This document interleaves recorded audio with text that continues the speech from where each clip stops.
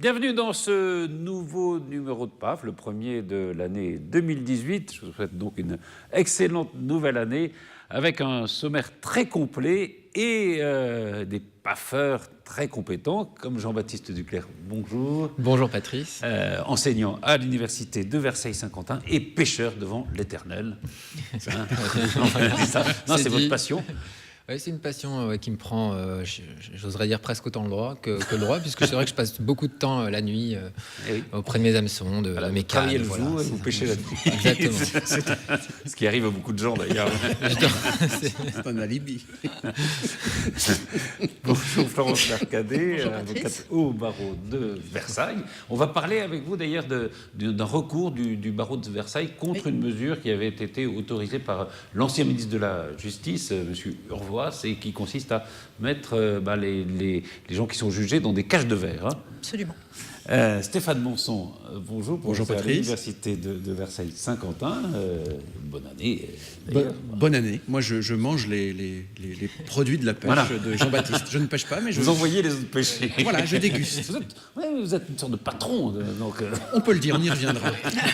Pas dire de parrain. Mais... non, pas et Jean-Charles Lajoie-Dit, bonjour. Bonjour. Éditeur, avec le premier opus de 2018. De 2018, absolument. 1978, ça faisait un peu. Les passagers perdus. Voilà. C'est ce qu'on appelle un... De Stéphane Bella. J'aime pas le terme, mais c'est un feel-good book. C'est très à la mode. Voilà, oui, c'est un... Can you translate, John Charles? Alors là, il y a marqué roman euphorisant, mais pas que. Ah, c'est ça. Feel-good book. Franchement, ça met de bonne humeur. Véritable feel-good book. Ça se passe au Canada, en plus. Ah oui, ah voilà. bon. Ah, ça fait le good book. Voilà. M'étonnerait que Pas nos amis tout à fait québécois pareil. apprécient cette expression. Mais c'est vrai, cela dit, alors... on peut parler du livre si vous voulez, oui. mais c'est vrai qu'on est dans une époque où on a envie que ça aille bien. Non, vous trouvez pas ? Absolument.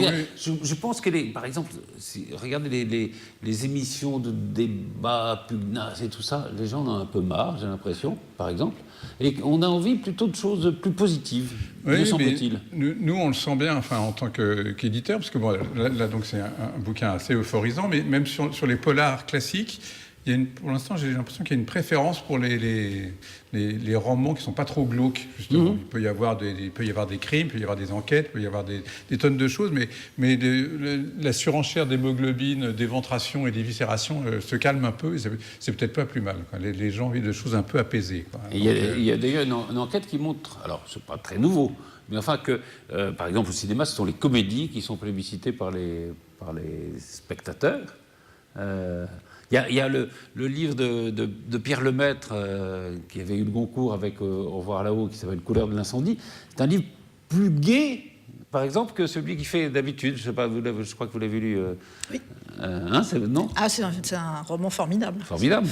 Mais il y a de l'humour. Oui, tout à fait. Il y a de l'humour, même s'il y a des tensions quand même assez fortes dans le livre. Ouais. C'est vrai que ça fait du bien. C'est un livre qui fait du bien. Quand on le lit, ça détend. On part dans un autre univers et on remonte le temps. Je crois que c'est très très bien. C'est un très beau livre. Cette tendance-là. Ouais. Stéphane, est-ce que vous pensez que 2018, c'est une année où on va vouloir se faire du bien ? Non, pas spécialement, parce que je pensais en vous entendant... Vous n'êtes pas dans ce... Non, parce que j'ai toujours eu l'impression qu'il fallait se faire du bien, qu'il fallait tendre vers le bonheur, etc. Mais que j'allais ajouter à votre propos, pardonnez-moi, mais surtout en ce moment. Vous voyez, on entend souvent, voire toujours dire « Ah oui, on a besoin de se détendre, ou on a besoin de rire, surtout en ce moment. » Mais c'est tout le temps, en réalité. Ah oui, juste qu'on entend, sachant ce que je sais, et j'ai raison de voyant ce que je vois. Avec ce voilà. Ça, voilà. Mais je ne sais pas, alors y a-t-il une saison pour le Feel Good Book ou le Feel Bad Book ou Feel Good Film? Mais je ne sais pas s'il y a une saison, en tout cas il y a une mode indéniable. Après, c'est une mode? Oui. Ah oui, mais la mode sont des modes. Donc ça durera probablement pas, mais c'est vrai qu'en ce moment c'est à la mode, les gens achètent ça, ont envie de ça. Donc, voilà, mais regardez toutes les comédies par exemple de cinéma qui ont marché. C'est des choses qui s'ouvrent sur, je sais pas, qu'est-ce qu'on a fait au bon Dieu, enfin, etc. Tous ces films qui ont fait des grands succès, qui ouvrent un peu l'esprit, quoi. C'est-à-dire que c'est des gens qui sont un peu les esprits fermés au départ et qui s'ouvrent un peu, que ce soit sur le handicap, que ce soit... Non, vous ne trouvez pas ? On peut aussi se faire du mal quand on est une mauvaise comédie, se faire du bien, quelque chose de très triste aussi, parce que c'est puissant. Voilà. Non, mais en tout cas, quels que soient les intrigues ou les scénarios, un poil d'humour ne gêne pas. Voilà. Et on peut faire des films très noirs, des livres très noirs avec un peu d'humour, et ça, c'est toujours bien. Comme disait je ne sais quel philosophe, c'est bon de rire parfois. Oh. J'ai oublié l'auteur de cet aphorisme. Non, mais c'est plutôt du bien de voir que les gens ont plus envie de parler des trains qui arrivent à l'heure que des trains qui arrivent en retard, parce qu'on est plutôt un peuple réputé pour être grognon. Mais on est en là, c'est quand même en train de changer. Le pessimisme français. C'est vrai. Et c'est plutôt rassurant. On est en train de recroire un peu en nous. Oui, Patrice. Oui. Non, je ne sais pas. Pas exagéré.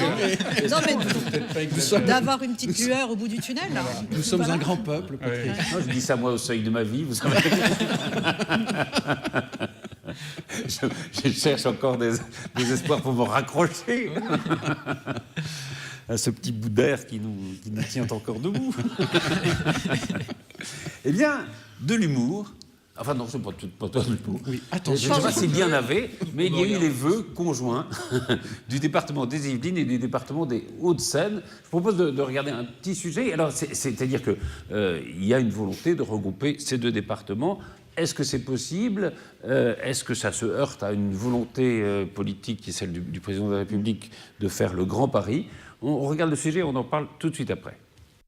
Panneaux lumineux géants, pins, pétition à l'entrée, le ton est donné. Les Yvelines et les Hauts-de-Seine refusent la future métropole et l'ont fait savoir ce mardi soir lors de leur cérémonie de vœux communes. Ce redécoupage étudié par l'État vise à créer une métropole de rang mondial limitée à Paris et à la Petite Couronne. Exit les autres départements de la région parisienne, dont les Yvelines. On nous parle de simplification, mais c'est pour inventer à chaque fois de nouvelles usines à gaz qui nous contraignent à des dépenses d'énergie et d'argent considérables sans jamais produire le moindre bénéfice mesurable. Une mesure qui mettra en péril la fusion entre les Yvelines et les Hauts-de-Seine, un rapprochement opéré depuis 2016. Quand vous avez une voiture qui est en panne et une voiture qui marche, vous ne prenez pas la voiture qui marche pour réparer la voiture qui est en panne. C'est ce qu'est en train de faire le gouvernement. Et ça m'agace parce que c'est dramatique. Ça nous mettra tous à pied, là où il faudrait qu'on monte dans une voiture qui est celle de la croissance. Dans leur sillage, les présidents des 5 autres départements d'Île-de-France ont pris la parole au pupitre ou via des vidéos pour dénoncer ce futur redécoupage. Le socialiste, le communiste, l'homme de droite, tous ces gens sont ensemble, sont d'accord. Il faut décentraliser parce que un service public qui fonctionne, c'est un service qui est à proximité des besoins des usagers. Pour La République En Marche, le scénario n'est pas encore tranché. L'Élysée devrait communiquer dans les prochaines semaines sur le nouveau statut de cette métropole. Tout dépend des compétences qui seront affectées aussi aux différentes entités. Je pense en tout cas ce qui est attendu, c'est plus d'efficacité et plus de simplicité parce qu'aujourd'hui, nos concitoyens, ils ne savent pas forcément quelle est l'entité pertinente pour quelles actions à mener. Pour apaiser les tensions, la soirée s'est clôturée par des concerts de musique classique. La chanson devrait être différente dans les prochains jours sur la scène politique régionale. Le 31 janvier, les 7 présidents de départements se rassembleront de nouveau à Boulogne-Billancourt pour défendre une métropole régionale. Voilà, c'était à la nouvelle salle musicale de Boulogne. Alors, évidemment, c'est pas tout à fait nouveau, parce que la volonté de rapprochement de ces deux départements, qui sont probablement deux des départements les plus riches de France, elle est assez ancienne. Alors, on peut faire juste... juridiquement, c'est possible de regrouper des départements, Stéphane Monson ? Oui, la loi de 2015, qui est l'un des éléments de la grande réforme territoriale de 2014-2015, qui a notamment abouti à la fusion de plusieurs régions. La loi de 2015 comporte une disposition selon laquelle, conformément à une procédure particulière, il sera désormais possible au département de fusionner.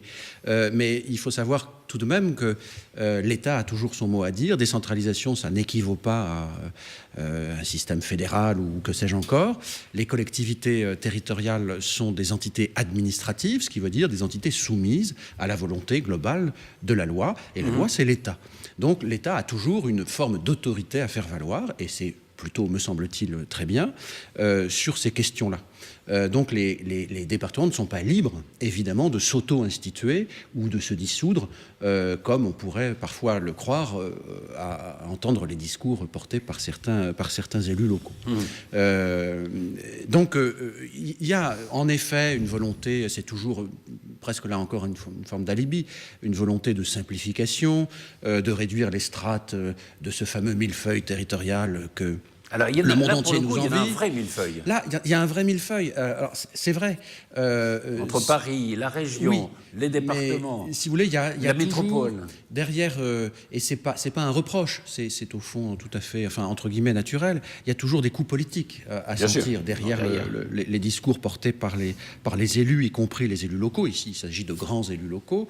Il y a des questions de rivalité entre la région Île-de-France, les départements de la petite et de la grande couronne, l'existence de la métropole du Grand Paris, dont on ne sait pas d'ailleurs trop à quoi elle sert.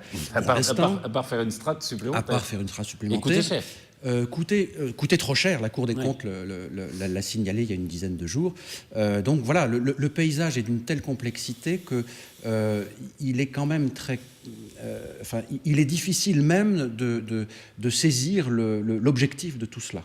Voilà, il semble quand même, alors si on veut résumer un peu les choses, qu'il y a un projet d'Emmanuel Macron qui serait de regrouper Paris et les départements de la petite couronne, c'est-à-dire 92, 93, 94. Évidemment, s'il y a ce regroupement, les départements perdent de leur importance, la région perd de son importance. Donc, on sent bien que les dirigeants des départements, comme Valérie Pécresse, dirigeante de la région, tiennent, pour dire les choses un peu vite, à leur précaré. Bien sûr. Un peu ça, non ? Bien sûr. Il n'y a pas de réforme territoriale possible sans... alors je dis l'État a sa volonté à faire valoir, sa puissance à faire valoir. On parlera peut-être de Notre-Dame-des-Landes. Oui, on va parler après. Mais en matière de réforme territoriale, au fond, politiquement, rien ne se fait sans les élus locaux eux-mêmes, sans leurs associations qui sont très fortes. J'avais parlé ici récemment de l'association des maires de France, qui n'est pas en cause ici, mais il y a l'association des départements de France présidée par Bussereau, qui constitue des lobbies, mais c'est pas péjoratif, des forces politiques extrêmement puissantes. Et le problème, c'est que les élus locaux sont élus. Et que lorsqu'on est élu, on a plutôt une tendance assez logique à vouloir se faire réélire. Et donc, ce sont souvent les élus qui votent aussi. Exactement. Alors, cumul des mandats oblige, maintenant on n'y est plus. Mais le côté démocratique vous dérange un peu, en fait. C'est pendant longtemps, Jean-Charles. Mais non, soyez un feel-good partner. Juste quelques minutes, si vous parvenez à tenir. Je termine mon propos, si vous le voulez bien. Je ne vous ai pas interrompu, comme dirait l'autre. Je suis plus court. Si je puis dire. Non, à situation complexe, pensez complexe. Oui, pensez complexe. Si vous permettez. Voilà, je ne sais plus ce que je disais. Voilà. Oui, vous aviez raison de souligner que les élus locaux, à la bonne vieille période du cumul, qu'on regrette déjà, les élus locaux votaient eux-mêmes les lois qui les concernaient. Donc cette situation démocratique ne me dérangeait pas, mais c'était un peu le conflit d'intérêts qui me dérangeait. Plutôt tendance à voter des choses qui les arrangeaient. Bien entendu. De façon générale. Donc on va bien voir. C'est vrai que c'est une sorte de lutte de pouvoir, au fond, qui se joue là. Qui sera le plus puissant ? Est-ce que ce sont les élus ? Est-ce que c'est l'État ? En fait, c'est un peu ça. C'est une lutte entre l'État et les départements. Je ne suis pas sûr que... On entendait Patrick Devedjian parler de décentralisation. Je ne suis pas sûr que ce soit la décentralisation qui soit au centre du débat. Je crois pas. Non, c'est pas vraiment le... C'est plus du pouvoir. Enfin, c'est une logique de pouvoir. Bon, c'est vrai que l'État a toujours la main mise sur l'organisation territoriale de l'État. C'est une puissance régalienne. Donc, ceci dit, la Constitution interdit de supprimer une catégorie de collectivités territoriales, donc la catégorie commune, département et région, mais on peut ensuite supprimer des communes, des départements, des régions. Donc l'État a normalement toute souveraineté pour modifier cela, et notamment les départements que vous avez évoqués. Mais effectivement, ça se heurte à des résistances locales extrêmement fortes. Et chaque réforme territoriale, c'est la même histoire qu'on nous sert. C'est-à-dire qu'au départ, on essaye de rationner la carte territoriale, donc avec un dessin qui est louable, avec une manière d'organiser les choses qui a sa cohérence. Et ensuite, au moment de faire passer la loi, donc au stade de la discussion, il y a un décalage béant se crée entre le projet de loi initial et le texte de loi tel qu'il est modifié par les parlementaires qui sont eux-mêmes des élus locaux et qui sont soumis à certaines pressions. Donc on modifie un peu ceci pour faire plaisir aux uns, on modifie un peu cela pour faire plaisir aux autres, et on se retrouve finalement avec une loi qui rend les choses beaucoup plus complexes et beaucoup moins claires que ce qu'elles n'étaient, avec souvent le choix qui est fait de créer un échelon supplémentaire plutôt que d'en supprimer un. Tout le monde en communes, départements, régions, communautés de communes, communautés urbaines, communautés d'agglomération, métropole et demain, que sais-je. Oui, il y a un problème de cohérence, quoi. Enfin, si l'idée de départ, c'est d'essayer de supprimer des feuilles du millefeuille, c'est raté, enfin, manifestement, puisqu'à chaque fois, on va recréer quelque chose de plus grand. Je ne comprends pas pourquoi on ne se cale pas sur les schémas des sociétés commerciales où il y a une société mère en dessous, il y a des entreprises filiales et sœurs, et on pourrait avoir une privatisation. Non, c'est pas une privatisation, mais sur le schéma. Donc on pourrait avoir effectivement une grande métropole et en dessous des départements, mais au lieu d'avoir une métropole, un grand Paris, etc., avec toute. Alors on va voir, parce que c'est vrai que rien n'a été décidé jusqu'à présent. On va peut-être en parler sur Notre-Dame-des-Landes, mais on a l'impression d'avoir affaire à un pouvoir qui aujourd'hui décide peut-être un peu plus que ce qui ne se décidait autrefois. S'il va au bout de son projet, c'est-à-dire le regroupement des départements de la petite couronne, évidemment, ça va par nature imposer une simplification du millefeuille. Je pense. On ne pourra pas garder le reste. Enfin. Ce qui, de manière plus générale, se dessine depuis peut-être 25 ans, peut-être, mais c'est vraiment à l'œuvre en matière territoriale, c'est une très forte asymétrie. C'est-à-dire que ce n'est pas tant une simplification que des schémas à la carte. Et le bon vieux temps où on avait simplement les trois grandes catégories de collectivités que Jean-Baptiste évoquait, communes, départements, régions, ce bon vieux temps, alors il est en apparence toujours là, mais il est dans l'intérieur des choses et matériellement révolu. Vous avez presque du sur-mesure, c'est-à-dire à chaque collectivité un statut particulier. Alors on a commencé par l'outre-mer, où les collectivités d'outre-mer ont chacune un statut tout à fait spécifique, particulier. C'était moins le cas avant. Et ce particularisme, cette grande diversité, elle est aujourd'hui à l'œuvre en métropole. Regardez par exemple la métropole de Lyon, qui est une collectivité territoriale unique en son genre. Il n'y en a pas d'autres, parce que c'est une collectivité et une métropole en même temps. Alors qu'une métropole est en principe un établissement public. Là, on pourrait avoir, avec la reconfiguration de la nouvelle Île-de-France, aussi quelque chose sur mesure, qui n'existe pas encore, qui pourrait servir. Est-ce que c'est choquant, ça? Parce que, après tout, ça correspond peut-être à des besoins géographiques. Enfin. Ça ne correspond pas du tout à notre histoire, à notre tradition, où justement les départements ont été créés en 1789-90, et on voulait faire, à l'origine, il y avait un projet pour construire des départements à angle droit, n'est-ce pas, avec presque à la Versaillaise, jardin à la française, parce qu'on trouvait ça super rationnel. Bon, alors ça épouse un peu, c'est pas rien, vous savez, c'est la géographie des collectivités. On l'a vu avec la réforme des régions. Exactement. Donc ça épouse un peu les milieux naturels, les fleuves, les montagnes, l'histoire, etc., les terroirs. Mais tout ça dit beaucoup de ce que nous sommes et où nous allons. Alors, où nous allons, on sait un peu plus avec Notre-Dame-des-Landes, puisqu'on parlait d'autorité de l'État. Donc, ça y est, une décision après 50 ans, après le début du projet, une décision a enfin été prise, oui. Et comme toujours, quand il y a une décision, évidemment, il y a des heureux et des malheureux, des contents et des mécontents. On a entendu des mots très forts, d'ailleurs, de la part des gens qui regrettent et qui condamnent la décision qui a été prise par le gouvernement et le président de la République, disons c'est un tournant du quinquennat, l'autorité de l'État a été bafouée, c'est ceux qui caillassent les voitures et les policiers qui ont eu raison. Jean-Charles ? Oui, en tout cas, c'est à l'évidence quand même un certain renoncement.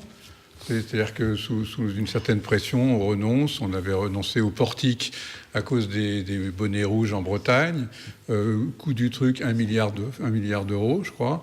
Maintenant, on renonce à l'aéroport de Notre-Dame-des-Landes après des années de dépenses, d'études, après un vote, je ne sais pas, qui avait l'air d'être relativement démocratique. Enfin, à l'époque, tout le monde trouvait ça démocratique. Oui.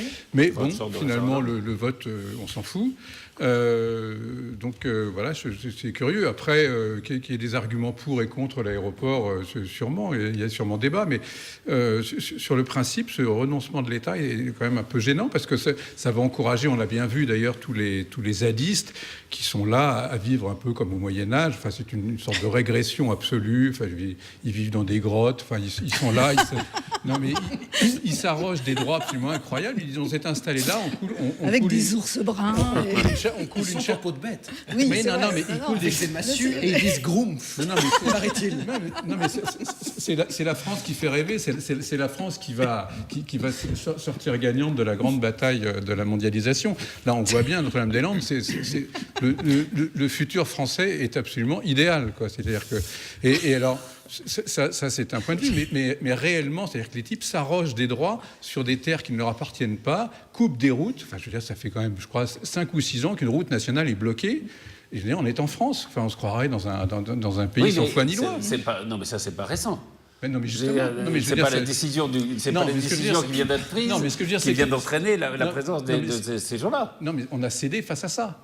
Face à ces gens qui est-ce que c'est face à ça, parce qu'il y avait eux qui étaient contre l'aéroport de Notre-Dame-des-Landes. Franchement, quelle autre raison ? Est-ce que quelque chose qui avait été décidé il y a 50 ans, quand le trafic aérien n'était pas tout à fait le même, quand les besoins n'étaient pas tout à fait les mêmes, avait encore sa raison d'être aujourd'hui ? Peut-être, mais personne ne nie qu'il faut développer le transport aérien, qu'il faut désengorger Paris, qu'il va falloir augmenter les capacités de l'aéroport de Nantes, au détriment des gens qui habitent dans la région, etc. J'imagine que donc les zadistes, s'ils sont cohérents, vont aller zader à côté de l'aéroport à Nantes pour sauver les grenouilles et les gens qui habitent en bout de piste. Enfin, j'ose espérer qu'il y aura une cohérence chez ces gens-là, quoi. Donc vous dites, l'autorité de l'État a été bafouée. Ben oui, enfin, oui, je pense qu'on peut dire ça. Qui n'est pas d'accord avec ça? Non. Personne n'est d'accord. Bon. Une autre question. Peut-être. Non, mais justement, alors, vous pensez que, Florence, par exemple, moi, je trouve que c'est très courageux déjà d'avoir décidé quelque chose. Parce que depuis 50 ans, tout le monde se repasse le dossier comme une patate chaude. Et là, enfin, quelqu'un a pris une décision. Mais de toute façon, décider, c'est faire un choix. Et faire un choix, c'est forcément un renoncement, quelle que soit la situation. Donc là, ils ont pris une décision, et je pense que c'est une décision extrêmement sage. Alors, vous allez dire sage, mais peut-être pas courageuse. Je lis ça dans vos yeux. Je pense que c'est une décision très sage, qui se base quand même sur un rapport avec des médiateurs. Après, on a toutes les contestations possibles sur les noms des médiateurs. Maintenant, ce qu'il faut savoir, c'est ce qu'on va faire de cette décision, parce que là, on atterrit, mais j'espère que tant le gouvernement que les zadistes, il y a une poignée de personnes violentes dans les zadistes, mais ils ne sont pas tous des gens violents, et ce sont des gens qui ont voulu faire valoir des droits, mais qui sont maintenant, qui vont probablement soit évacuer, soit les agriculteurs qui sont chez eux, qui n'ont pas été expulsés, vont pouvoir rester d'ailleurs. Donc voilà, le problème, c'est de savoir ce qu'ils vont faire de cette décision et de pouvoir sortir sur quelque chose de positif et pas sur une guerre de tranchées, ce qu'il faut espérer, quoi. Donc, est-ce que l'idée de demander aux zadistes de bien vouloir partir gentiment avant non, mais là, ils appliquent la trêve hivernale qui est la loi en matière oui, pas partout. d'habitation. C'est compliqué. Si, en matière d'habitation, il y a une trêve hivernale jusqu'à fin mars. Ça vaut pour ceux qui sont dans des fermes, ça vaut pas forcément pour ceux qui sont... Enfin, si, parce que quand vous avez une décision d'expulsion, quand vous n'avez pas payé vos loyers, que le tribunal prononce une décision d'expulsion, on ne vous expulse pas pendant la trêve hivernale. Donc il y a un parallèle qui est fait là-dessus. Et je pense que là aussi, c'est assez raisonnable d'appliquer la loi en ce sens. Donc ça ne me choque pas non plus. Jean-Baptiste ? Oui, alors, sans me solidariser sur tout ce qu'a dit Jean-Charles à propos des zadistes, en tout cas, on peut quand même reconnaître qu'effectivement, c'est un renoncement de l'État. Alors, l'État change du point de vue de ses représentants. Non, il y a la suite. En fait, je sais que c'est nuancé. Et les responsables politiques changent à la tête de l'État. Ceci dit, il faut quand même rappeler qu'Emmanuel Macron, pendant sa campagne présidentielle, avait dit qu'il était favorable à la construction de l'aéroport. Donc, il a changé d'avis depuis, sans qu'il y ait d'ailleurs de changement de circonstances qui puisse justifier qu'il puisse changer d'avis tout en restant cohérent dans sa démarche. Peut-être la nomination de Hulot comme ministre. Oui, voilà, donc c'est plus une question politique, une question qui est liée à l'intérêt du projet sur le plan environnemental, économique, etc. Donc il y a clairement un renoncement dont on peut s'interroger sur les causes.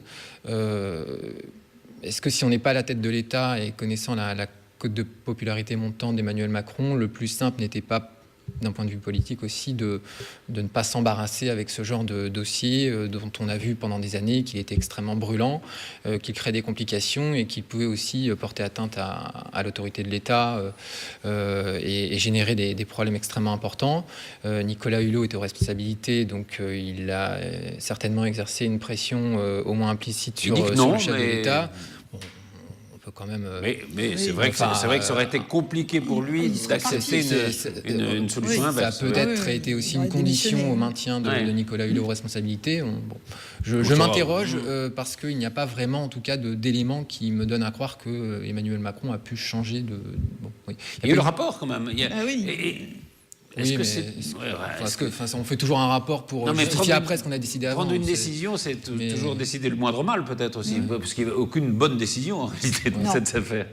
Peut-être, mais en tout état de cause, ce qui va être amusant, c'est qu'effectivement, on peut comprendre que la décision a été prise en disant, ça va calmer le jeu, etc. Mais enfin, l'idée, c'est quand même qu'un jour, cette zone à définir, cette ZAD, soit dégagée. Et je suis assez perplexe. Ça fait partie de la décision, oui, ça. Ça fait partie de la décision. Les deux éléments de la décision, c'est...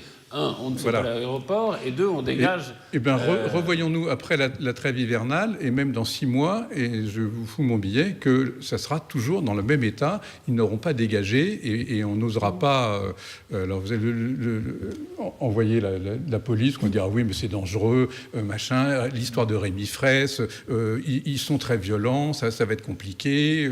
La route, c'est pas grave. Ça fait 5 ans qu'on fait le tour, on peut faire le tour pendant encore 5 ans. Ils sont là, ils font de mal à personne, ils élèvent des vaches et des cochons, très bien, laissons tomber. J'ai peur que ils vivent dans des grottes. Non, mais je pense que dans 6 mois, la situation n'aura pas changé. Stéphane ? C'est pas impossible, Jean-Charles, que la situation ne change pas, mais je crois que l'État, a restauré son autorité. Je sais pas si c'est sans doute un peu fort, mais l'État a exercé sa légitimité en décidant. Il fallait décider, peu importe le sens au fond. Mais il fallait poser une décision. C'est vrai qu'en 50 ans, voilà. Et puis les commentaires qui ont suivi. Manquait un peu de décence, parce que si on en est arrivé là, c'est quand même là pour le coup du fait de renoncements successifs, permanents, de tergiversations et surtout de volonté de ne pas intervenir. J'entendais le patron des députés républicains, oui, Monsieur Jacob, dire mais on ne pouvait rien faire en 2008-2010 parce qu'il n'y avait pas encore la décision du Conseil d'État. Oui, il y a eu évidemment des feuilletons contentieux extrêmement longs, extrêmement diversifiés. Tous les actes de la procédure ont fait l'objet de recours devant la juridiction administrative. Le juge judiciaire est aussi intervenu. Alors, on ne pouvait rien faire. C'est un peu facile de dire ça, me semble-t-il. Oui, c'est un peu facile. C'est vrai que ces zadistes, moi, pour lesquels j'ai pas a priori de sympathie particulière, sont des occupants sans titre. Ça s'appelle froidement des occupants sans titre, c'est-à-dire que j'arrive chez vous, je m'installe et je dis que c'est chez moi. Voilà. Et je ne paye rien. Et je ne paye rien. Et je vous bip. Et je trouve ça génial, etc. Bon, je ne suis pas très sensible à ce genre pour le coup, il n'y avait pas besoin d'attendre de décision du Conseil d'État pour agir. Non, puisque des zadistes, non, puisque quand j'arrive chez vous et que je m'installe, je suis pas chez moi. Et donc, les choses sont assez, de ce point de vue-là, assez simples. Mais ce qui est vrai, c'est que les recours n'ont été, comme on dit, élégamment purgés que de manière très récente. C'est-à-dire qu'on est arrivé aux décisions définitives rendues par les juridictions à partir de, je ne sais plus, 2013, me semble-t-il. Déclaration d'utilité publique, etc. Si bien que pour la plupart des territoires concernés, le transfert de propriété au bénéfice de l'État n'a pas pu se réaliser. Ça a été le cas pour une certaine partie du territoire. C'est-à-dire que les zadistes sont aujourd'hui implantés sur des propriétés privées, les fermiers, et aussi sur des propriétés publiques de l'État qui ont déjà été expropriées. Et donc on dit aujourd'hui, les fermiers vont pouvoir récupérer leurs terres, les agriculteurs, on dit plus fermiers, et ils sont peut-être pas fermiers juridiquement, ils sont peut-être métayers ou que sais-je encore, vont pouvoir récupérer leurs terres contre le reversement de l'indemnité d'expro qu'ils ont reçu. Ça s'appelle la rétrocession. Oui. Mais en tout cas, moi, voilà, il me semble qu'il fallait de toute façon décider. Ça a été fait. Et c'est vrai, je suis assez convaincu du fait que ce projet a été élaboré sous, à l'époque pompidolienne. Vous savez, on a encore quelques traces fâcheuses en matière d'urbanisme, hein, de cette ère pompidolienne où on faisait les autoroutes urbaines qu'on appelait les pénétrantes, où on faisait des tours, à Paris, à Beaugrenelle, à Montparnasse, etc. Bon. Et c'est vrai que il y a un aéroport à Nantes, qui est le 9e aéroport français, il y en a un autre à Rennes, il y en a un à Brest un peu plus loin, qui est tout à fait magnifique d'ailleurs. Voilà. Mais il fallait décider. Et est-ce qu'intellectuellement, ou d'un point de vue juridique, le fait d'organiser un référendum, ça n'a aucune valeur en fait? Eh bien, ça, c'est pas un référendum, Jean-Charles, non, ça s'appelle une consultation. Il y a une distinction juridique, ce qui fait qu'une consultation est un avis, et pas une décision. Comme le comité d'entreprise. Là, c'est pas un problème juridique, c'est un problème politique. Oui, c'est politique. Si vous faites une consultation, il fallait prendre la décision immédiatement après la consultation. Si vous attendez un an ou un truc comme ça, les données sont plus les mêmes, il me semble. Mais vous avez raison de dissocier le juridique du politique. Politiquement, c'est compliqué de ne pas tenir compte d'un avis positif. Absolument, mais il fallait peut-être le faire plus vite, alors pour le coup, immédiatement après cette décision. Ce qui n'a pas été fait. Mais on était en fin de quinquennat. On était en fin de quinquennat et il y avait un désaccord entre Manuel Valls et Ségolène Royal, et François Hollande a décidé de ne pas décider. Oui, c'est ça. Ce qui fait très bien. Voilà. Il est urgent de ne rien faire. Au-delà du problème de Notre-Dame-des-Landes, moi, ça me choque parce que demander l'avis des gens et ne pas en tenir compte, je veux dire, c'est dégoûter un peu les gens de s'exprimer. On est toujours là à dire pourquoi est-ce que les gens s'abstiennent quand on fait des votes? Si quand ils donnent leur avis, ils votent, on n'en tient pas compte. Mais après, il y avait des débats sur la géographie de la consultation. Je suis d'accord. Est-ce que c'est un peu curieux de dire de limiter géographiquement, parce que c'est vrai que ça concerne la nation, mais c'est quand même curieux. C'est vrai. Alors, on peut parler des suites encore de l'affaire Weinstein, puisqu'il y a eu cette pétition signée notamment par Catherine Deneuve, suivie d'une contre-pétition. La pétition signée par Catherine Deneuve demandait la liberté, au fond, aux hommes de pouvoir importuner des femmes. Elle s'en est expliquée d'ailleurs dans une interview à Libération. C'est assez intéressant parce que c'est, au fond, une affaire qui n'en finit pas. Est-ce que ça dénote pas que c'est, au fond, un vieux débat, une vieille revendication sur la domination masculine qui est en train de basculer, et que tout ça montre, c'est pas quelque chose qui existait, qui sort aujourd'hui, quoi. Avec une différence générationnelle, peut-être, avec certaines femmes qui demandent en effet le droit de pouvoir être importunées, et d'autres peut-être plus jeunes qui sont justement dans le mouvement de lutte contre cette domination. Écoutez, moi j'ai... Peut-être pas très clair ce que j'ai dit. Si. Je suis un peu étonnée des propos extrêmes qui sont tenus, que ce soit par les féministes ou par cette tribune des 100. Je me reconnais dans certains propos, oui, dans les uns et dans les autres, dans certains propos, mais les excès des unes et des autres me choquent un peu. Moi, par exemple, je ne souhaite pas reconnaître le droit de me faire importuner. Ça, c'est clair. J'ai pas être importuné, c'est plutôt pénible. Hein. Donc, ça, il n'y a pas de droit à être importuné. Mais je pense qu'il faut qu'on arrive à dire que et les hommes et les femmes doivent pouvoir librement, dans le respect de l'autre, exprimer son désir. Et c'est là où il faut pouvoir arriver. Et dans cette espèce d'équilibre, et comme à chaque fois, quand on a des mouvements comme ça forts, des mouvements sociaux, un mouvement de fond qui fait qu'il y a des déséquilibres, ça crée des déséquilibres. Et on est en plein dedans. Peut-être des injustices, et peut-être... Bien sûr, non, mais on est en plein dedans. Mais, donc je pense que quand il y a des mouvements... Mais c'est un mouvement important. C'est un mouvement important, et c'est bien, enfin, je trouve que c'est bien que tout le monde puisse s'exprimer, et c'est... tout ça sur la liberté d'expression, je trouve ça très très bien. Et c'est vrai qu'il y a des tas de femmes qui ont beaucoup de choses à dire, beaucoup de choses à dire très très difficiles, hein, sur des violences qu'elles ont pu subir. Et c'est bien de le dire, c'est bien de l'exprimer après s'être tue pendant tant d'années. mais maintenant, il ne faut pas crucifier de manière généralisée la totalité des hommes. Est-ce que cette réponse, signée par Catherine, oui, mais enfin, elle a dû faire une contre-réponse. Elle n'a rien écrit.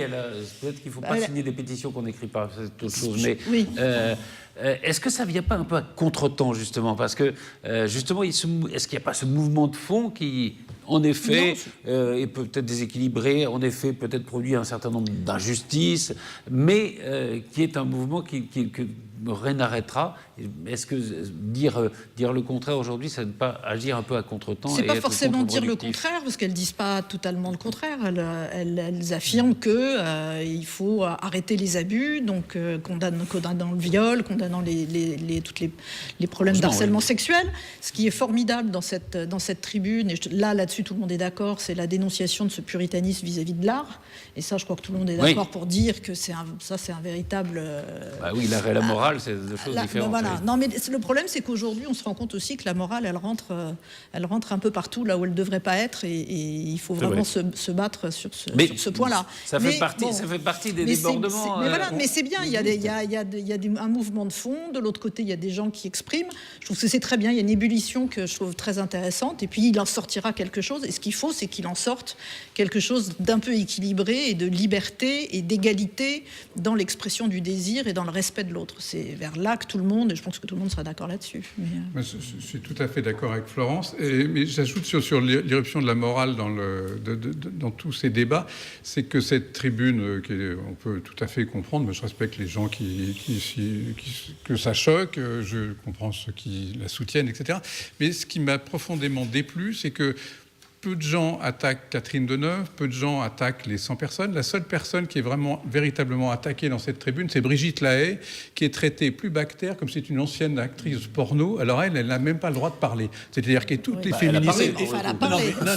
Mais c'est pour le coup, ce qu'on lui reproche, c'est peut-être d'avoir parlé. Non, mais c'est là où le féminisme, si je puis dire, se mord la queue, parce que vraiment, je veux dire, d'attaquer cette femme uniquement sur le fait que, elle n'a pas le droit, elle n'a pas le droit de s'exprimer, elle n'a pas le droit de donner son avis, c'est une actrice porno, tout le monde s'en est donné à cœur joie parce que c'est une ancienne porno star, alors que personne ne dit du mal des autres. Après les films. Oui, non. Enfin, Catherine Deneuve s'est quand même fait sacrément attaquer. Relisez tout ce qui a été écrit, c'était vraiment intellectuellement Brigitte Lahaie, mais comment non, mais Brigitte Lahaie, un peu maladroit quand même. Dans un débat, dit on peut jouir en se faisant violer. Oui. C'était peut-être pas non plus la phrase la plus intelligente. Non, mais c'est surtout dans le débat. Oui, à ce moment-là, en tout cas. Il y a toujours des temps pour dire les choses. Non, c'est pas sorti de son contexte. Non, elle a dit ça dans un débat. Avant, et il y avait après ce propos, en expliquant qu'à son corps défendant... Devant quelqu'un qui s'était fait violer. Donc, à son corps défendant, le corps pouvait jouir sans que l'esprit et bien évidemment la tête ne jouissent du c'est ce que je disais tout à l'heure. C'est mieux de signer des pétitions que quand on les écrit, mais et de voir qui les signe aussi. C'est-à-dire qu'après, il y a eu une espèce de délire oral de la part de certaines qui ont signé cette tribune des 100, qui fait que c'est là-dessus que Catherine Deneuve a réagi en redonnant une lettre ouverte qui a été publiée, en disant qu'elle ne peut pas cautionner ce qui a pu ensuite être dit postérieurement à ce qui a été écrit. C'est normal, mais Catherine Deneuve ne s'est excusée qu'auprès de victimes de viol qui auraient mal pris, ou de victimes d'agression, qui auraient mal pris la tribune, et c'était très bien. Mais elle n'a pas renié, elle n'a pas enlevé sa signature à la pétition. Donc, elle a précisé sa position. Donner quelques précisions. Il y a cette idée, est-ce que c'est ça? Parce que est-ce que c'est pas quand même voir le petit bout de la lorgnette de dire attention, on remet en cause la galanterie masculine. C'est quand même plus profond que ça, ce mouvement, non? Il y a quand même ce mélange qui est un peu choquant entre que font beaucoup d'intervenantes dans ce débat, qui consiste à dire qu'effectivement ce serait pareil un viol ou une main aux fesses dans le métro. Une main aux fesses dans le métro, c'est sûrement très gênant, mais c'est pas comme un viol. C'est un peu quand même la teneur de tout ce qui se dit, de mélanger l'agression, la tentative d'agression, le harcèlement et le viol. Enfin, il y a des délits, il y a des crimes, il y a des incivilités, et je pense que ce sont des choses très différentes. Et cet amalgame est effectivement terrible. Non, mais ce qui est terrible, c'est de voir après ce qui peut en être tiré, notamment sur... parce qu'on parle que du consentement des femmes, finalement. On continue à être toujours dans la même problématique qui est de dire que la femme, finalement, est par essence victime et faible. Donc il faut s'assurer de son consentement. Et quand on voit dans les pays nordiques qu'il va falloir cocher avant d'avoir toute relation sexuelle sur son iPad, oui, je suis d'accord, c'est un vrai délire, ça aussi. Donc, les collègues américains de Stéphane et de Jean-Baptiste connaissent les choses. Hein, oui, pas seulement américains. Hein, même aussi en France, aussi maintenant. Il y a moins d'histoires en France, mais il y a eu quelques difficultés avec les doctorants, les rapports entre doctorants et directeurs de thèse, enfin doctorantes et directeurs de thèse, puisque ce sont des rapports en général, pour l'instant, mais ça évolue là encore, où le directeur de thèse est seul face à son... Enfin, il y a un face-à-face... et la porte est fermée oui, en général, la porte est fermée. Parce que dans les oraux, on laisse la porte ouverte. Des oraux, la règle est que la porte soit toujours ouverte. Quand on fait passer des oraux, en général, il y a ceux et celles qui préparent sont aussi dans la même salle, mais la question se pose pour le dernier candidat. C'est aussi parce que c'est public. C'est public, oui, absolument. Voilà, mais en tout cas, pour pas la raison, mais c'était... Les entretiens individuels qu'on a souvent avec des étudiants et étudiantes. On a la chance d'avoir des bureaux ici à l'université, ce qui n'est pas le cas ce qui n'est pas le cas en principe dans les autres établissements. Moi, c'est vrai que par réflexe, je ferme plutôt la porte. Heureusement qu'on n'est pas obsédé par ça. Heureusement qu'on n'est pas obsédé. Aux États-Unis, c'est plus compliqué. Oui, il y a des campagnes sur les campus. On en a entendu parler, avec non, c'est non, ou si c'est pas un oui explicite, je n'y vais pas. Enfin, qui visent pas seulement les enseignants, mais qui visent surtout aussi les étudiants entre eux, d'ailleurs. Et sur le fond Sur le fond, on est dans la polémique. Donc le fond, on a parfois un peu du mal à le discerner. On est dans une polémique, donc avec des arguments qui de part et d'autre sont excessifs, mais ça fait vivre le débat, ça fait vivre la liberté de s'exprimer. Je trouve que la tribune descend, et ce que dit Deneuve, en assumant d'ailleurs part de ce qu'elle... C'est bien, parce que on peut en débattre, etc. Il n'y a pas une vérité absolue, et Jean-Charles le disait, il faut... sans doute mettre un peu de nuance. Mettre de la nuance, ça n'est pas nier, mais c'est essayer de mettre un peu de réalisme. Et puis, sans cette nuance, la vie serait quand même très compliquée. Donc, essayez d'y voir clair. On y parviendra sans doute, mais il y a un progrès parce qu'enfin, ces choses-là sortent. Il y a des choses qui sont plus admissibles. Mais voilà, la polémique va sans doute s'apaiser. Elle renaîtra peut-être, mais... on pourra peut-être ensuite débattre de manière un peu plus sereine. Mais est-ce que vous pensez qu'on a fait, Jean-Baptiste, un mouvement de fond quand même, après cette affaire Weinstein, qui renverse quand même cette domination masculine qui a été celle de l'histoire de l'humanité jusqu'à présent, non ? Oui, alors... Est-ce qu'on en est là ? Est-ce que c'est aussi important que ça ou pas ? Ce qui n'est pas nouveau, c'est effectivement ce principe même d'une domination masculine. Mais en revanche... Effectivement, ce qui est absolument nouveau, c'est le fait que un grand débat national et même mondial, en tout cas occidental plutôt, se joue sur ces questions, puisque il faut le rappeler, se joue sur ces questions. Et de ce point de vue-là, c'est extrêmement intéressant. Je trouve que le débat est absolument compliqué. On a l'impression qu'on voudrait donner un petit peu raison et tort à tout le monde. C'est vrai que ça interroge. Alors moi, ce qui me gêne un petit peu dans le débat, c'est ce qui a été dit, c'est les excès de part et d'autre, et cette idée que finalement on dit d'un côté on peut faire ci et de l'autre on ne peut pas faire ça, alors que je crois que la question est plutôt de savoir jusqu'où on peut aller en fait quelque part face à un rapport homme-femme. Donc d'un côté on peut balancer au grand public. Jusqu'à ce qui est consenti, non ? Jusqu'à ce que c'est assez simple. Non ? Oui, mais bien sûr il y a cette idée du consentement, mais au-delà du consentement, il n'y a pas uniquement des questions pénales, il y a aussi des questions de bienséance, de rapport, de cordialité, de quotidien, des choses dont on sait que qui moralement ne sont pas justes. Jusqu'où on peut aller lorsque un homme désire une femme et réciproquement aussi. Comment se comporter. Alors pour les uns, il ne faut ni regarder ni toucher. Pour les autres, une main sur la cuisse et tenter un baiser, on peut le faire. Donc vous voyez, ça pose des questions plutôt de degré, c'est-à-dire de quelle manière se comporter, dans quel contexte, avec qui, qu'est-ce qui s'est passé avant. Et du coup, je pense que le vrai débat, il est plus sur des éléments de contexte par rapport à une situation donnée que sur des principes abstraits qui consistent à dire on peut faire ci, on ne peut pas faire cela. Non, mais on n'est pas encore là. Mais je ne pense pas qu'on en soit encore dans ce... Qu'est-ce qu'on peut faire ou qu'est-ce qu'on ne peut pas faire, mais c'est ça qui est regrettable. quand même qu'on a affaire à un mouvement très important. Je pense qu'il ne s'arrêtera pas. Qui ne s'arrêtera pas. Non, il ne s'arrêtera pas et on ne reviendra pas en arrière. Et qui ne reviendra pas en arrière, je crois. Ouais. Non. parlait de l'écriture inclusive, dite inclusive, qui est une écriture plutôt ségrégationniste. Oui.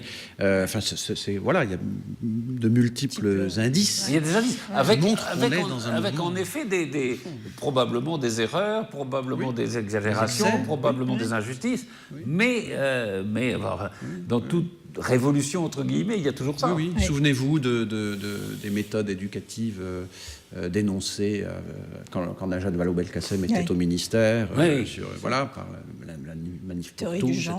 Les théories du genre qui, en réalité, n'existent pas. Mais quelque chose se produit, vous avez raison. Oui. Alors, on va parler de Versailles et d'un recours qui a été fait par le barreau de Versailles contre une mesure qui avait été décidée par l'ancien ministre de la Justice, M. Revoas, c'était le dernier ministre de la Justice de François Hollande, et qui consiste à mettre des cages de verre pour les gens qui sont au procès, enfin qui passent en procès, en correctionnel, je suppose. Hein. Alors, correctionnel, tout à fait, en correctionnel, pour tous ceux qui se font arrêter et qui passent en comparution immédiate, par exemple, pour des choses donc pas forcément très très graves, ils comparaissent dans des cages de verre ou des cages de métal, parce que ce sont les deux qui peuvent être installés. Et là, on n'est pas dans la nuance, parce que ces cages de verre existaient déjà, mais n'existaient que dans certaines cours d'assises. De dangerosité, oui. Et liées, et on faisait comparaître des détenus dans ces cages dès lors qu'il y avait un problème de dangerosité, d'évasion, etc. Sauf que là, en 2016, la décision est de généraliser ces cages de verre et ces cages de métal. Et il n'avait rien été fait entre la décision de 2016 jusqu'à fin août 2017, où les présidents de tribunaux et la ministre de la Justice ont fait installer, je pense que de toute façon le gouvernement a hérité de ce dossier et que les bons de commande étaient déjà passés avec les entreprises qui ont fait les travaux. Hein. Voilà, non mais c'est comme les portiques. Oui, mais justement, c'est ce que nous essayons de faire. Le centre du renoncement. Voilà. C'est ce que demandent les avocats. C'est ce que nous demandons. Donc en août, les travaux ont été faits pendant l'été 2017 et pendant des week-ends de l'automne passé, sans aucune concertation avec les barreaux. Et donc Nanterre a donc découvert. Alors le premier qui a découvert ça, c'était Nanterre. Donc il y a des recours. Fin août 2017. Donc il y a des recours devant les tribunaux administratifs. Alors Versailles a fait des recours là cette semaine.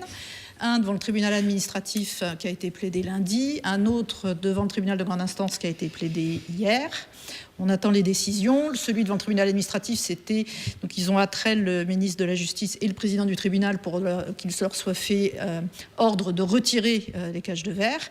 Et il y a une expertise qui a été demandée devant le tribunal de grande instance parce que ces cages de verre portent atteinte d'abord à la présomption d'innocence, parce que dès lors qu'on est enfermé dans une cage, mais totalement enfermé, parce qu'il n'y a aucun moyen il n'y a pas de porte, il n'y a rien.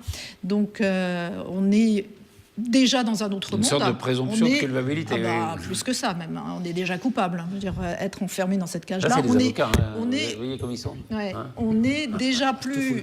Voilà. Donc il y a une atteinte à la présomption d'innocence. Il y a une atteinte aussi à la liberté de communiquer avec son avocat, puisqu'on on communique difficilement, puisqu'on doit se parler au travers de cette cage de verre. Pourquoi on ne mettrait pas les avocats dans la cage de verre? Voilà. Et le juge aussi. Mais alors il faudrait mettre le juge aussi dans la cage de verre, parce qu'il y a une atteinte. Il y a une atteinte aussi à la. Vous le défendre, mais elle est avec lui. Il y a une atteinte à l'oralité des débats, puisque il parle au juge au travers d'un micro, mais alors il y a des tas de problèmes évidemment techniques. Non, mais c'est vrai que ça rappelle. Et donc, il n'entend rien. Ça me rappelle, en effet, le procès Hachmal. Ou le silence des agneaux. Ou le silence des agneaux, c'est ça. C'est vrai que ça donne. C'est peut-être pour protéger le. Non, pour protéger. Ah non, pas du tout. Non, c'est pas l'objet du. Non, c'est pas de protéger celui ça serait on verra. C'est du verre blindé. Alors, la première décision qui a été prise, c'est que la ministre a gelé les travaux au mois de décembre face. Ça fait plaisir, Jean-Charles. Voilà. Donc elle a arrêté les travaux, déjà, comme ça permet d'éviter d'en démonter. Voilà, donc ça, c'est pas mal. Ça, c'est bien. Donc les travaux ont été arrêtés au mois de décembre, sur décision de la ministre, et elle attend de voir ce que vont donner les décisions. Alors, il y a des tas de présidents de chambres correctionnelles qui demandent à ce que les gens soient sortis des cages de verre, et ils comparaissent libres, avec une escorte derrière eux, mais ils comparaissent dans les... Donc ça a été fait à la cour d'assises du Val d'Oise, ça a été fait dans différents tribunaux correctionnels. Mais il n'y a jamais ce que je ne comprends pas. Service d'ordre aussi pour les surveiller, non? Peut-être, je ne sais pas. Oui, non, mais le problème, c'est qu'il n'y a jamais de problème. Enfin, je veux dire, si c'est pour lutter, il n'y a jamais de difficulté en France, ni d'évasion. Il y a eu des évasions quand même. Oui, mais pas dans. Non, mais très si, il y a eu deux ou trois évasions quand même. Oui, mais ça, c'était en instruction. C'était dans les couloirs, souvent dans les couloirs de l'instruction, plus que dans des chambres correctionnelles. Souvenez-vous, au TGI de Nantes, je ne sais plus dans quelle affaire, oui, mais enfin, le type avait pris en otage. Oui, non, mais c'est une. Non, mais c'est une. C'est une pour arriver à faire généraliser cette pratique qui est absolument scandaleuse. Et là aussi, on dépense un argent fou. Mais alors, qui est pour alors? Ah bah je ne sais pas. Eh ben Monsieur Urvoas. À part lui. Et voilà, à part Monsieur Urvoas. C'est tout. Et donc. Ah bah non, parce que même les magistrats sont contre. Voilà, non, c'est ça qui est très étonnant de savoir. Ça c'est un peu en catimini d'ailleurs cette décision, puisqu'on la découvre en gros maintenant avec les cages de verre. C'est-à-dire qu'on la découvre au moment où les travaux se font. Donc voilà. On va suivre évidemment les décisions. Peut-être un mot. Alors on est en 2018 et alors il y a 2 anniversaires cette année. Ça sera les 50 ans de 1968, mai 68, et les 50 ans de mai 58, c'est-à-dire l'arrivée de De Gaulle au pouvoir et la 5e République. Vu d'ici et vu de maintenant, qu'est-ce qui vous paraît plus important à fêter? C'est les 60 ans de 58 ou les 50 ans de 68? C'est une belle question. C'est une très bonne question et je vous remercie de l'avoir posée. Non, mais est-ce qu'on vit plus sous la 5e République ou sous la société de 68? Eh bien, vous voyez, je pense qu'on vit sous l'empire des deux. Oui. Mais c'est triste. Non, mais ne voyez pas malice dans mon propos. Non, mais vous avez raison. Votre ami Bayrou n'aurait sûrement pas daigné. Voilà. Enfin, c'était pour faire du feel good. Non, mais vous avez non, c'est vrai. Mais c'est important. Non, parce qu'on parle beaucoup de 68, on ne parle pas de 58. Mais regardez quand même sous l'empire des institutions. Oui. Regardez ce dont nous venons de parler et comment nous en avons parlé. C'est-à-dire nous avons parlé à chaque fois, presque, d'une forme d'autorité qu'il fallait que l'État exerce dans sa légitimité et de l'autre, d'une forme aussi de démocratie, de liberté d'expression, de liberté d'être. Liberté de mœurs. Liberté de mœurs, etc. Donc il y a peut-être un peu des deux, finalement. Vous ne pensez pas ? Moi, je pense aussi, mais c'est pas moi qui. Alors avec une très forte instrumentalisation, et puis après une instrumentalisation toujours à laquelle on échappe très rarement, de mai 68 avec la Chienlit, avec tout fout le camp, etc. Mais il y a eu aussi d'autres choses un peu plus fondamentales qui se sont jouées. Peut-être la différence, c'est que 58 est une chose très française. 68 est une chose plus internationale, plus universelle. Là-dessus? Non, moi je rejoins parfaitement Stéphane, c'est-à-dire que je ne crois pas qu'il faut complètement opposer ces deux moments, ne serait-ce que parce que finalement les institutions de la Ve République ont permis tout simplement ce mouvement de libéralisation. Donc on aurait pu avoir un système constitutionnel et politique qui ne permet pas ce genre de mouvement. Et puis aussi parce que tout simplement il ne faut pas oublier que finalement... quelque part, il y a aussi juin 68, et juin 68, c'est le général de Gaulle qui, face à la Chienlit qu'évoquait Stéphane, prononce la dissolution de l'Assemblée nationale pour demander aux Français s'ils souhaitent ou pas le reconduire aux responsabilités, et les Français ont donné une majorité écrasante aux gaullistes. Donc on comprend bien trop écrasante. Oui, alors, si vous allez par là, on pourrait dire qu'il y a aussi 69 et le référendum. Oui, mais du coup, ça reste des questions différentes. Qui démontrent complètement parce que souvent, on se trompe de débat. Parce que s'est passé en 68. Je pense que finalement, ça veut dire que c'était plus un débat qui a porté sur des enjeux de société et sur des enjeux moraux, et non pas finalement contre le politique en lui-même. Voilà, donc je pense que ce sont deux choses différentes.